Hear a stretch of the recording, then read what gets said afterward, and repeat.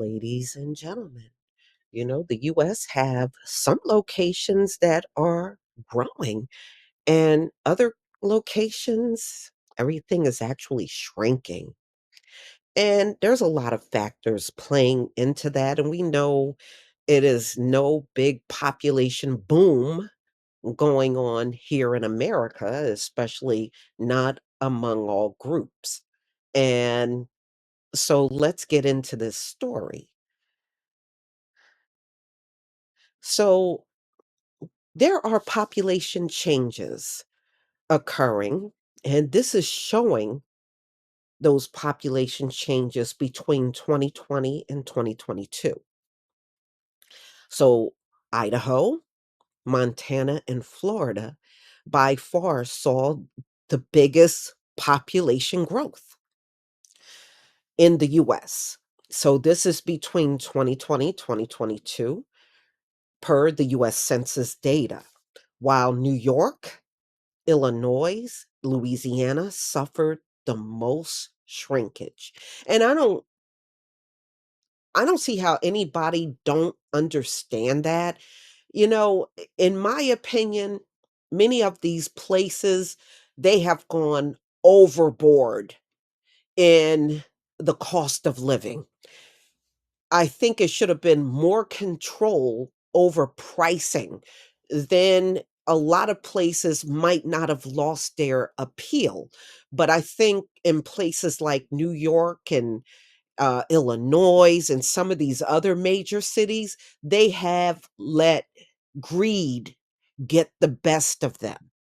That's what they have done. And now you're trying to sell the same thing for almost quadruple the price. And people are now looking in those places saying, nah, I'll just move somewhere else. It's not like they're getting more bang for their buck being in a place like New York or Illinois or even Louisiana. They're not. So, the big picture, the past few years have been especially turbulent for population trends. And this is especially with the pandemic. They said, and also birth and death rates. And we know the death rates are surpassing the birth rate, which is not supposed to happen. And when things are normal, you're supposed to always have more children than deaths, but that is the opposite here in the US. So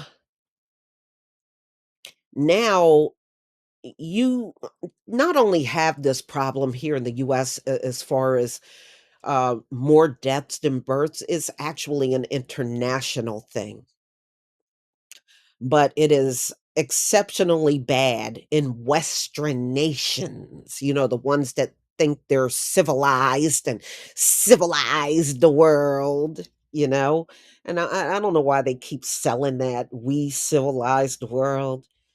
You know what that's equivalent to? And I know this may sound disgusting.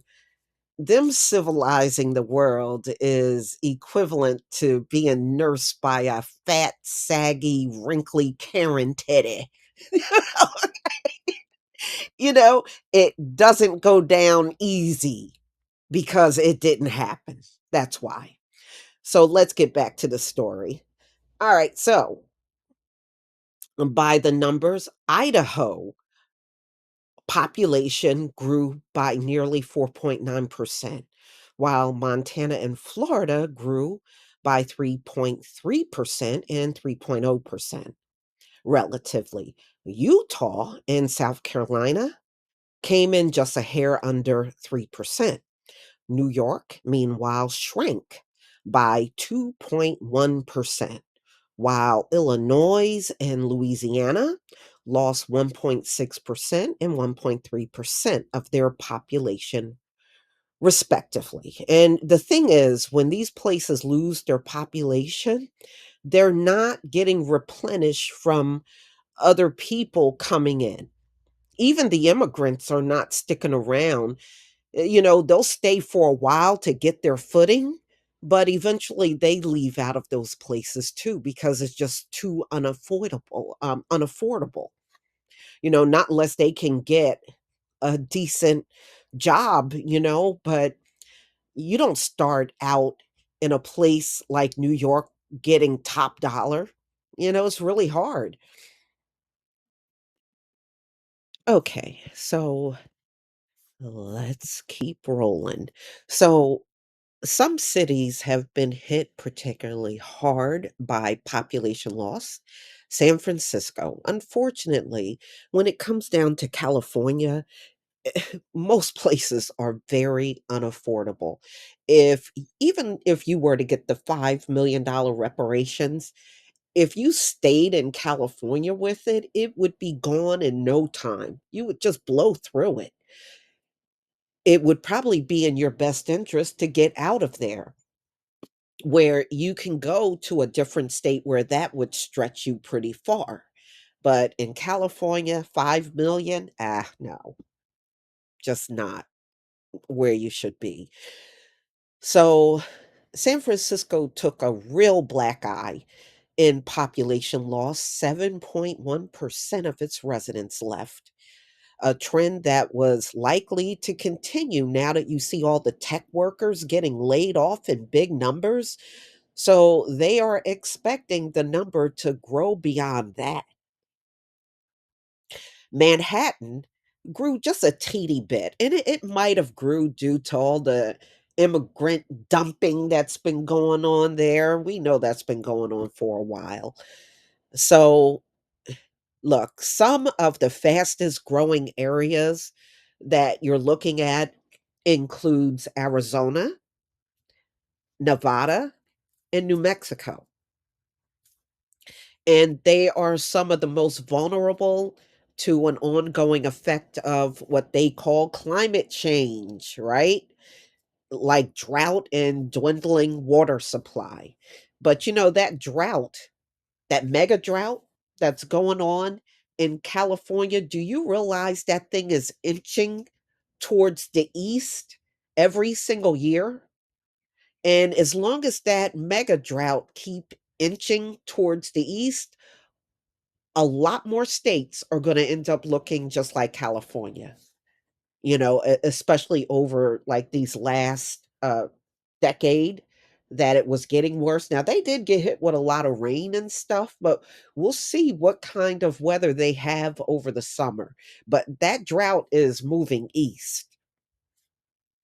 So let's get back to this. So, the bottom line is it'll take a few more years for the effects of, everything to fully shake out. With the bad economy, you got the inflation, you still got the pandemic that's going on out here. But, so the data is always constantly changing. There's a lot of people moving in certain states, and moving out of these high price northeastern states you know? I mean, like in my state, you don't see much population growth. It's very little. And it's because the property taxes here are outrageous. And people are not trying to move to a state with some outrageous property taxes. And, again, these folks let everything get out of control just out of pure greed. And you're paying the price for that. Now, when you need to be attracting people to your state, you can't. I sure would not be looking to move to a state with high property taxes if I had to go somewhere else. But I'm just saying. So, y'all, please tell me what you think about this video. Please leave your comment and subscribe. Don't forget to hit on the notification bell, and I'll see you on the next video. Peace, family.